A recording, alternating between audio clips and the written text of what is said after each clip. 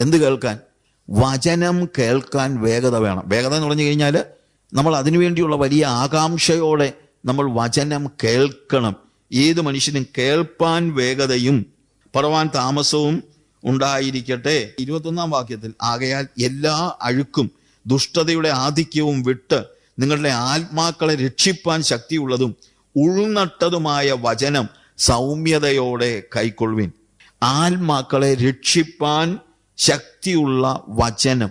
നോക്ക്, ഞാൻ പറഞ്ഞു ജഡാവതരണം ചെയ്ത വചനം ഭൂമിയിൽ വന്ന് യേശുവായിട്ട് ജീവിച്ച് മരിച്ച് അടക്കപ്പെട്ടത് കൊണ്ടാണ് നമ്മുടെ വീണ്ടും ജനനം നടക്കുന്നത്. പക്ഷേ അതേ അതായത് അത് ജഡാവതരണം ചെയ്ത വചനമാണെങ്കിൽ ആ യേശുവിൻ്റെ വചനങ്ങൾ എന്ന് പറയുന്ന അതും ജീവനാണ്.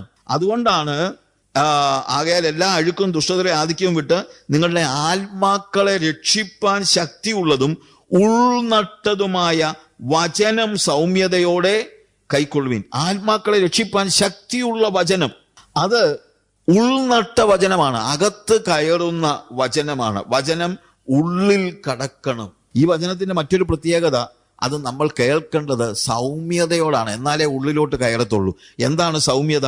ഞാൻ നേരത്തെ പറഞ്ഞല്ലോ, സൗമ്യത എന്ന് പറഞ്ഞു കഴിഞ്ഞാൽ അവൻ നല്ല സൗമ്യനായ ഒരു ചെറുക്കനാണെന്നൊക്കെ പറയുന്നത് രീതിയിൽ അവനിങ്ങനെ ഒരുമാതിരി വലിയ ബഹളമൊന്നും ഉണ്ടാക്കാതെ നടക്കുന്നത് കൊണ്ട് മാത്രം പറയുന്ന കാര്യമല്ല. ഇവിടെ സൗമ്യത എന്ന് പറയുന്നത് ഹിഡൻ അജണ്ട ഒന്നുമില്ലാത്ത, വേറെ അജണ്ട ഒന്നുമില്ല അവനെ സംബന്ധിച്ചിടത്തോളം ഈ വചനത്തിൽ വളരണം.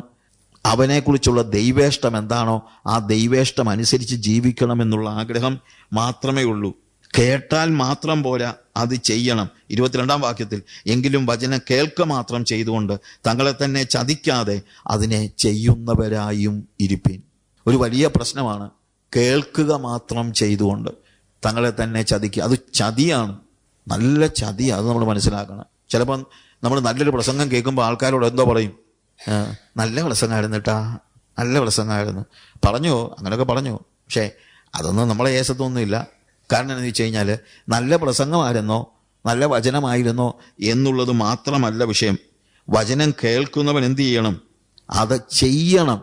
വചനം കേൾക്കുക മാത്രം ചെയ്തുകൊണ്ട് അതിനെ ചെയ്യാത്തവനായിരുന്നാൽ, പലപ്പോഴും ഉള്ള വചനം കേൾക്കാൻ ഒത്തിരി താല്പര്യമുള്ള ആളുകളുണ്ട്. ഒരിക്കലും ഒരു ചർച്ചിൻ്റെ സെക്രട്ടറി എന്നെ വിളിച്ചിട്ട് പറഞ്ഞു, സരി സാറേ ഒരു ബൈബിൾ ക്ലാസ് കൂടെ എടുക്കണം. ഞാൻ ചോദിച്ചു, കഴിഞ്ഞ വർഷം ബൈബിൾ ക്ലാസ് എടുത്തല്ലോ. അല്ല, അതെല്ലാവർക്കും ഇഷ്ടപ്പെട്ടു, അതുകൊണ്ടാണ് പറഞ്ഞ ഒന്നുകൂടെ എടുക്കണമെന്ന്. ഈ വർഷവും വരണം, ബൈബിൾ ക്ലാസ് എടുക്കണം. ഞാൻ പറഞ്ഞു, ഈ വർഷം ഞാൻ വരുന്നില്ല. അതെന്താ? ഞാൻ ഒരു വർഷമായിട്ട് നോക്കുകയായിരുന്നു ഞാനിവിടെ പറഞ്ഞ വചനം വല്ലതും നിങ്ങൾ അനുസരിക്കുന്നുണ്ടോ എന്ന്. ആർക്കും ഒരു വ്യത്യാസം വന്നില്ല. പിന്നെ ഞാനിതിനെ വരുന്നത്. ചിലർക്കങ്ങ് ഭയങ്കര ഇഷ്ടമാണ് വചനം കേൾക്കുന്നത്, ഇല്ലേ? എൻ്റെ വചനം ഞാൻ പറയുന്നത് തന്നെയല്ല, ചിലർ ദൈവവചനം പറയുന്നത് കേട്ട് എൻജോയ് ചെയ്യുന്നവരുണ്ട്. ഇവിടെ യാക്കോബ് പറയുന്നത് അങ്ങനെ കേട്ട് എൻജോയ് ചെയ്തു പോകുന്നവൻ തന്നെ വഞ്ചിക്കുകയാണെന്നാണ്. ഒരുത്തൻ വചനം കേൾക്കുന്നവനെങ്കിലും വചനം കേൾക്കുക മാത്രം ചെയ്തുകൊണ്ട് തങ്ങളെ തന്നെ ചതിക്കാതെ, ഭയങ്കര ചതിയാണ്. വചനം കേട്ട് അതിൻ്റെ പെരിഫറലായിട്ടുള്ള കാര്യങ്ങളൊക്കെ എൻജോയ് ചെയ്തു പോകുന്ന അവസ്ഥ, അത് നമുക്ക് ട്രാൻസ്ഫർമേഷൻ വരുത്തണം. കാരണം ഈ വചനത്തിൽ എഴുതിയിരിക്കുന്നത് നമ്മെക്കുറിച്ചുള്ള ദൈവ ഇഷ്ടമാണ്.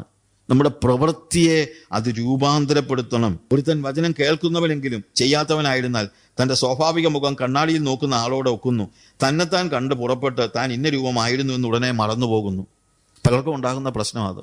വചനം കേൾക്കുമ്പോൾ ചിലപ്പം ഇതെന്നെക്കുറിച്ചായിരുന്നെന്നും ചിലപ്പം പറയും, എന്നെക്കുറിച്ചായിരുന്നു. കാര്യം കണ്ണാടിയിൽ മുഖം കാണുന്നത് പോലെ. പക്ഷേ ഇച്ചിരി കഴിയുമ്പോൾ മറന്നു പോകുന്നു. എന്നെക്കുറിച്ചായിരുന്നെന്ന് പറഞ്ഞിട്ട് മാത്രം കാര്യമില്ല.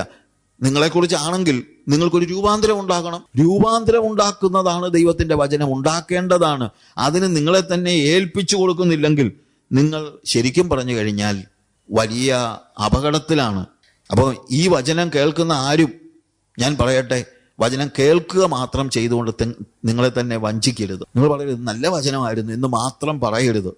പറഞ്ഞിട്ട് നിങ്ങളുടെ ജീവിതത്തിന് രൂപാന്തരം ഉണ്ടാകുന്നില്ലെങ്കിൽ അത് വലിയ വഞ്ചനയാണ് എന്നുള്ളതാണ് പറയുന്നത്. അതിന് പകരം എന്താ വേണ്ടത്? സ്വാതന്ത്ര്യത്തിൻ്റെ തികഞ്ഞ ന്യായപ്രമാണം ഉറ്റുനോക്കി അതിൽ നിലനിൽക്കുന്നവനോ കേട്ടു മറക്കുന്നവനല്ല, പ്രവൃത്തി ചെയ്യുന്നവനായി താൻ ചെയ്യുന്നതിലൊക്കെയും ഭാഗ്യവാനാകും. സ്വാതന്ത്ര്യത്തിൻ്റെ തികഞ്ഞ ന്യായപ്രമാണം, അവിടെ അതിൽ ഉറ്റുനോക്കി എന്ന് വെച്ച് കഴിഞ്ഞാൽ അവനങ്ങ് അതിനുവേണ്ടി അങ്ങ് അവൻ ആ വചനം കേട്ട് കഴിഞ്ഞിട്ട് അതിനകത്തുനിന്ന് അവൻ മാറുന്നില്ല. അവനിങ്ങനെ ഉറ്റുനോക്കിയാണ് ഇതിലെന്താ എന്നെക്കുറിച്ച് പറഞ്ഞത് എന്നുള്ള ഒരു വലിയ രൂപാന്തരീകരണം ഉണ്ടാകണം. ട്രാൻസ്ഫോർമേഷൻ ഉണ്ടാക്കുന്നതാണ് വചനം എന്ന് പറയുന്നത്. അത് ഇവിടെ പറയുന്നത് സ്വാതന്ത്ര്യത്തിന്റെ തികഞ്ഞ ന്യായപ്രമാണം എന്ന അർത്ഥത്തിലാണ്. സ്വാതന്ത്ര്യത്തിന്റെ തികഞ്ഞ ന്യായപ്രമാണം, പെർഫെക്റ്റ് ലോ. അതിന് പറഞ്ഞിരിക്കുന്നത് സ്വാതന്ത്ര്യത്തിന്റെ എന്നുള്ള ഒരു വാക്കാണ്, law of liberty. Law of liberty. Normal കേസിൽ നമ്മൾ ഒരു ന്യായപ്രമാണം അല്ലെങ്കിൽ ഒരു ലോ എന്ന് പറയുന്നത് അല്ലെങ്കിൽ നിയമം എന്ന് പറയുന്നത് നമ്മുടെ സ്വാതന്ത്ര്യം എടുത്തു കളയുന്നതാണ്. നമുക്ക് തോന്നിവാസമൊക്കെ ജീവിച്ചുകൊണ്ടിരിക്കുമ്പോഴത്തേക്ക് നമ്മൾ എന്താ ചെയ്യാത്തതെന്ന് ചോദിച്ചു കഴിഞ്ഞാൽ അത് നിയമം അനുസരിച്ച് അങ്ങനെ ചെയ്യുന്നത് ശിക്ഷാർഹമാണ് എന്നൊക്കെ നമ്മൾ പറയും. നിയമം ഓഫ് കോഴ്സ് അങ്ങനെ ഉണ്ട്, ഇല്ലെന്നല്ല. പക്ഷെ വേറൊരു കാര്യമുണ്ട്, ദൈവത്തിൻ്റെ ന്യായപ്രമാണത്തിൻ്റെ പ്രത്യേകത അത് സ്വാതന്ത്ര്യത്തെ എടുത്തു കളയുന്നു എന്നതിനേക്കാൾ സ്വാതന്ത്ര്യം തരുന്ന ന്യായപ്രമാണമാണ്. എന്തും ചെയ്യാനുള്ള സ്വാതന്ത്ര്യമല്ല, സ്വാതന്ത്ര്യം തരുന്ന ന്യായപ്രമാണം. അത് നമ്മളെ രൂപാന്തരപ്പെടുത്തുന്ന ന്യായപ്രമാണമാണ്. 19-ാം സങ്കീർത്തനത്തിന്റെ 7-ാം വാക്യത്തിൽ ന്യായപ്രമാണം തികവുള്ളത്. ഇവിടെയും അതാ പറയുന്നത്, സ്വാതന്ത്ര്യത്തിന്റെ തികഞ്ഞ ന്യായപ്രമാണം. 19-ാം സങ്കീർത്തനത്തിൽ അത് നമ്മൾ വായിക്കുമ്പോൾ അത് പ്രാണനെ തണുപ്പിക്കുന്നു എന്നൊരു വാക്ക്. ചില വാക്കുകൾ നമ്മൾ ഒന്നുകൂടെ ഗ്രഹിക്കേണ്ടത് ആവശ്യമുണ്ട്. 19-ാമത്തെ സങ്കീർത്തനം അതിൻ്റെ 7-ാമത്തെ വാക്യം നമ്മൾ വായിക്കുമ്പോൾ അവിടെ എഴുതിയിരിക്കുന്നത് യഹോവയുടെ ന്യായപ്രമാണം തികവുള്ളത്, അത് പ്രാണനെ തണുപ്പിക്കുന്നു. അത് പ്രാണനെ തണുപ്പിക്കുന്നു എന്നുള്ളത് നമുക്കും വലിയ സന്തോഷമാണ്. വചനം വായിച്ചപ്പോൾ നല്ല ഒരു സന്തോഷം, ഒരു തണുപ്പിക്കുന്നു. പക്ഷെ തണുപ്പിക്കുന്നു എന്നതിനേക്കാൾ അവിടെ ഉപയോഗിച്ചിരിക്കുന്നത് റെസ്റ്റോർ യുവർ സോൾ എന്നാണ്. അത് നിങ്ങളുടെ ആത്മാവിനെ അല്ലെങ്കിൽ നിങ്ങളുടെ ജീവിതത്തെ അത് റെസ്റ്റോർ ചെയ്യുന്നു. അതായത് നിങ്ങൾ ഇപ്പോൾ പോകുന്ന വഴിയിൽ നിന്ന് മാറ്റിക്കൊണ്ടുപോകുന്നു എന്ന അർത്ഥത്തിലാണ്. നമ്മൾ പുതിയ നിയമത്തിൽ മെറ്റനോയ്യ എന്ന് പറഞ്ഞൊരു വാക്കുണ്ട്. അതായത് പോകുന്ന വഴിയിൽ നിന്ന് തിരിയുക, മനം തിരിയുക എന്നൊക്കെ നമ്മൾ പറയും. മനസാന്തരം എന്ന് പറയുന്നതിന് ഉപയോഗിച്ചിരിക്കുന്ന വാക്കാണ് മെറ്റനോയ്യ. മെറ്റനോയ്യയുടെ പ്രത്യേകത എന്താ? ഞാൻ പോകുന്ന വഴിയിൽ പെട്ടെന്ന് ദൈവത്തിൻ്റെ ശബ്ദം ഞാൻ കേൾക്കുന്നു. എന്നിട്ട് എന്താണ് ദൈവശബ്ദം? നീ പോകുന്ന വഴി നാശത്തിലേക്കുള്ളതാണ്, തിരിയ്, stop, turn back and go to the opposite side. നേരെ വിപരീത ദിശയിൽ നടക്കുക. അതാണ് റെസ്റ്റോർ എന്ന് പറയുന്നത്. ശരിക്കും ദൈവത്തിൻ്റെ ന്യായപ്രമാണത്തിൻ്റെ പ്രത്യേകത, ഇറ്റ് റെസ്റ്റോർസ് മൈ സോൾ. അതായത് ദൈവിക വഴിയിൽ നിന്ന് മാറിപ്പോകുന്ന എന്നെ പിടിച്ചു നിർത്തിയിട്ട് ഓപ്പോസിറ്റ് വഴിയിൽ, അതായത് ശരിയായും ഞാൻ പോകേണ്ടുന്ന വഴിയിലേക്ക് എന്നെ മടക്കിക്കൊണ്ടുവരുന്നതാണ് ന്യായപ്രമാണം. വലിയ ട്രാൻസ്ഫോർമേഷൻ ഉണ്ടാക്കുന്നതാണ് ന്യായപ്രമാണം. അതിനകത്ത് ആ സ്വാതന്ത്ര്യം, അതാ സ്വാതന്ത്ര്യം എന്ന് നമ്മൾ പറയുന്നത്. It is a perfect law. നമ്മൾ ശരിക്കും പോയിക്കൊണ്ടിരിക്കുന്ന വഴി, ശരിക്കും പാപിയായ ഒരു മനുഷ്യൻ പോയിക്കൊണ്ടിരിക്കുന്നത് അവൻ തന്നെ അറിയുന്നില്ല അവൻ എങ്ങോട്ടാണ് പോകുന്നതെന്ന്. അവൻ പോകുന്ന നരകത്തിലേക്കാണ്. പക്ഷെ നമ്മൾ പറയുന്നു മനസാന്തരപ്പെടുക. എന്താ മനസാന്തരപ്പെടുക? സ്റ്റോപ്പ്, നിൽക്ക്. നീ പോകുന്ന വഴി ഇനി പോയാൽ അപകടമാണ്. അതുകൊണ്ട് നിൽക്കുക, തിരിയുക. ഇപ്പോൾ നീ ദൈവത്തിന് പുറംതിരിഞ്ഞാണ് പോകുന്നത്, എന്നാൽ നീ നിന്നിട്ട് ദൈവത്തിന് മുഖാമുഖം നീ പോകണം. ഇപ്പം ഞാനിപ്പോൾ ഇങ്ങനെ നടന്നു പോകുമ്പോൾ നേരെ തിരിഞ്ഞാൽ, ഇപ്പോൾ എൻ്റെ പുറകിലുള്ള ഒരാൾക്ക് പുറംതിരിഞ്ഞ് ഞാൻ പോകുന്നു, ദൈവം പുറകിലിരിക്കുക, പുറംതിരിഞ്ഞു പോകുന്നു. അതാണ് പാപിയുടെ ജീവിതം. ദൈവത്തിൽ നിന്ന് അകന്നകന്ന് പോവുകയാണ്, ഓപ്പോസിറ്റ് ഡിറക്ഷനില്ല. മനസാന്തരം എന്താ? മനസാന്തരം എന്ന് പറയുന്നത് നിന്ന് തിരിയുക എന്നുള്ളതാണ്. ഞാൻ പറഞ്ഞ മനസ്സിലായല്ലോ. അതാണ് ന്യായപ്രമാണത്തിൻ്റെ പ്രത്യേകത, അല്ലെങ്കിൽ വചനത്തിൻ്റെ പ്രത്യേകത. വചനം ഞാൻ പോകുന്ന എൻ്റെ വഴിയിൽ തടസ്സമിട്ടിട്ട് എന്നോട് പറയാണ്, ഈ പോകുന്ന വഴി നീ പോകേണ്ടുന്ന വഴിയല്ല, എൻ്റെ ഇഷ്ടം അതല്ല. അതുകൊണ്ട് സ്റ്റോപ്പ് ആൻഡ് ടേൺ ബാക്ക്. ഇപ്പോൾ നീ ദൈവം പുറയില്ല, ദൈവത്തിന് പുറം തിരിഞ്ഞ് നടക്കുകയാണ്. ഇല്ല, ദൈവത്തിന് മുഖാമുഖം നടക്കണം, തിരിയണം. അങ്ങനെ എന്നെ തിരിച്ച് ദൈവ വഴിയിൽ നടത്തുന്നതാണ് ന്യായപ്രമാണം. ഇപ്പൊ വചനത്തിന്റെ പ്രത്യേകതയാണ്, ദൈവത്തിന്റെ ഇഷ്ടത്തിൽ നിന്ന് ഓടിപ്പോയിക്കൊണ്ടിരിക്കുന്ന എന്നെ നിർത്തി ദൈവത്തിന്റെ ഇഷ്ടത്തിലേക്ക് വഴിതിരിച്ചു വിടുന്ന, അതാണ് ശരിയായിട്ടും ദൈവത്തിന്റെ വചനത്തിന്റെ പ്രത്യേകത. സ്വാതന്ത്ര്യത്തിന്റെ ന്യായപ്രമാണമാണ്, ലോ ഓഫ് ലിബർട്ടി എന്നുള്ളതാ നമ്മളിവിടെ കാണുന്നത്.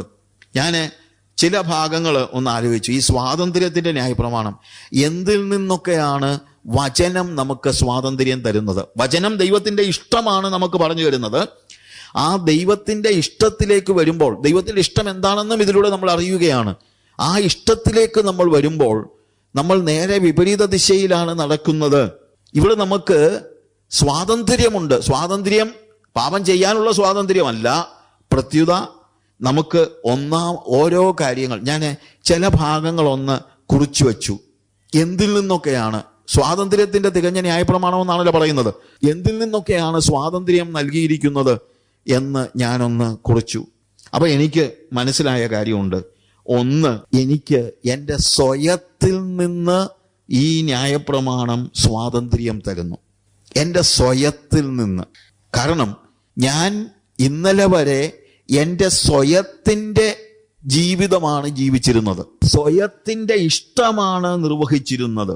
ഞാൻ ഇന്നലെ വരെ രക്ഷിക്കപ്പെടാത്ത ഒരു അവസ്ഥയിൽ ഞാൻ എന്താ ചെയ്തിരുന്നത്? എനിക്കിഷ്ടമുള്ള കാര്യം ഞാൻ ചെയ്യുന്നു. എൻ്റെ സ്വയമാണ് പ്രവർത്തിച്ചത്, ദൈവമൊന്നും അല്ലല്ലോ പ്രവർത്തിച്ചത്. എൻ്റെ സ്വയം, അതായത് എൻ്റെ സിംഹാസനത്തിൽ ഇരുന്നത് ഞാൻ തന്നെയാണ്. എൻ്റെ കൈ എന്ത് ചെയ്യണമെന്ന് ഞാൻ കൽപ്പിച്ചു. എൻ്റെ ജഡം എന്ന് നമ്മൾ പുതിയ നിയമത്തിന്റെ അടിസ്ഥാനത്തിൽ പറയാം. ഞാൻ കൽപ്പിച്ചു എന്ത് ചെയ്യണമെന്ന്. ഞാൻ പറഞ്ഞു, എൻ്റെ കൈയോട് പറഞ്ഞു അടിയടാന്ന്. കൈ അടിച്ചു. കൈ തനിയെ അടിക്കത്തില്ല. ഒരു ചെറുക്കൻ മറ്റൊരു ചെറുക്കനെ അടിച്ചപ്പോൾ ചോദിച്ചു, എന്തിനാടാ നീ എന്നെ തല്ലിയത്? ഞാൻ തല്ലിയില്ല. പിന്നെ ആരാ തല്ലിയത്? എൻ്റെ കൈ ആയിരിക്കുമെന്ന് തല്ലിയത്. അങ്ങനെ കൈക്ക് തല്ലാൻ പറ്റുമോ? ഇല്ല, കൈയല്ല തല്ലുന്നത്, ഞാനാണ്. കൈ ഒരു ഉപകരണം മാത്രമാണ്. എൻ്റെ സ്വയത്തിൻ്റെ അവയവമായിട്ട് ഞാൻ കയ്യെ ഉപയോഗിച്ചിരുന്നതായ ഒരു കാലഘട്ടമുണ്ട്. ഞാൻ സ്വയത്തിൻ്റെ അടിമയായിരുന്നു. നമ്മൾ സ്വയത്തിൻ്റെ അടിമകളാണ്. അതിൽ നിന്ന് വചനം നമുക്ക് സ്വാതന്ത്ര്യം തരുന്നു. അതാണ് നമുക്ക് മനസ്സിലാക്കാൻ കഴിയുന്നതായ കാര്യം. എൻ്റെ ജഡത്തിൻ്റെ ഇഷ്ടങ്ങൾ ഓരോന്നും ചെയ്യാനായിട്ട് ഞാൻ ആഗ്രഹിച്ച് എൻ്റെ സ്വയത്തിന് എന്നെ തന്നെ കൊടുത്തിരുന്ന, അതായത് എൻ്റെ തീരുമാനമെടുക്കുന്ന സിംഹാസനത്തിൽ യേശു അല്ലായിരുന്നു കർത്താവ്, ഞാൻ തന്നെയായിരുന്നു. എൻ്റെ രാജാവായിട്ട് ഞാൻ ഇരിക്കുമ്പോൾ അവിടെയാണ് വചനം കയറിയിരിക്കുന്നത്. കർത്താവ് കയറിയിരുന്നു. അവൻ കർത്താവ് കയറിയിരുന്ന കർത്താവിൻ്റെ വചനം. പിന്നെ എൻ്റെ കൈ കർത്താവ് പറയുന്നത് അനുസരിക്കാനുള്ളതാണ്. കർത്താവ് കൽപ്പന തരും, കർത്താവിൻ്റെ വചനം. ഇന്നലെ തല്ലിയിരുന്ന കൈകൊണ്ട് ഞാനിന്ന് കഷ്ടമനുഭവിക്കുന്നവനെ തലോടുകയാണ്. കാരണം അതാണ് വചനം എന്നെ പഠിപ്പിച്ചത്. അപ്പൊ വചനം എനിക്ക് എൻ്റെ സ്വയത്തിൽ നിന്ന് സ്വാതന്ത്ര്യം നൽകി. നമ്മൾ ഗലാത്യലേഖനം വായിക്കുമ്പോൾ അതിൻ്റെ 5-ാം അധ്യായത്തിൽ അതിൻ്റെ 16-17 വാക്യങ്ങൾ വായിക്കുമ്പോൾ അവിടെ നമ്മൾ കാണുന്നത്, ആത്മാവിനെ അനുസരിച്ച് നടപ്പീൻ, എന്നാൽ നിങ്ങൾ ജഡത്തിൻ്റെ മോഹം നിവർത്തിക്കുകയില്ല. ആത്മാവിനെ അനുസരിച്ച് നടപ്പീൻ. ഇപ്പോൾ എന്നിൽ വസിക്കുന്നത് പരിശുദ്ധാത്മാവാണ്. നേരത്തെ ഞാനാണ് കയറിയിരുന്നത്, എനിക്കിഷ്ടമുള്ള കാര്യങ്ങളാണ് ചെയ്തിരുന്നത്. പക്ഷെ എനിക്കിഷ്ടമുണ്ടായിരുന്ന എൻ്റെ താല്പര്യത്തിനനുസരിച്ച് ജീവിച്ചപ്പോൾ ആ ജീവിത രീതിയുടെ നേരെ വിപരീത ദിശയിലാണ് കാര്യം. ഇപ്പൊ അവിടെ കയറിയിരിക്കുന്നത് ആത്മാവാ. ദൈവത്തിന്റെ പരിശുദ്ധാത്മാവ് എൻ്റെ ഉള്ളിൽ കയറിയിരുന്ന് എൻ്റെ കൈയിനും കാലിനും എൻ്റെ കണ്ണിനും ചെവിക്കും എല്ലാം ആജ്ഞ കൊടുക്കുകയാണ്. ആ ആത്മാവിനെ അനുസരിച്ച് നടക്കുക. വചനത്തിലൂടെയാണ് ദൈവാത്മാവ് എൻ്റെ കയ്യിനും കാലിനും എല്ലാം ആജ്ഞ കൊടുക്കുന്നത്. വചനത്തിൽ എഴുതിയിട്ടുണ്ട് എൻ്റെ കൈ കൊണ്ട് ഞാൻ എന്ത് ചെയ്യണം, വചനത്തിൽ എഴുതിയിട്ടുണ്ട് എൻ്റെ കണ്ണുകൊണ്ട് ഞാൻ എന്ത് ചെയ്യണം, എന്ത് ചെയ്യരുത്. ഇതെല്ലാം വചനത്തിലുണ്ട്. ആ വചനം അനുസരിക്കുമ്പോൾ എൻ്റെ മോഹങ്ങളുടെ നേരെ വിപരീത ദിശയാത്. എനിക്ക് കാണണമെന്ന് ചിന്തിച്ച കാര്യങ്ങൾ ഇന്ന് ഞാൻ കാണുന്നില്ല. വൾഗറായിട്ടുള്ള മൂവീസോ മറ്റേതോ മറിച്ചതോ അങ്ങനെയുള്ള കാര്യങ്ങളൊക്കെ കാണാൻ എൻ്റെ ജഡം എന്നെ പ്രോത്സാഹിപ്പിക്കുമ്പോൾ ദൈവത്തിൻ്റെ ന്യായപ്രമാണം പറയുന്നു, കണ്ണുകൊണ്ട് പാപം ചെയ്യരുത്.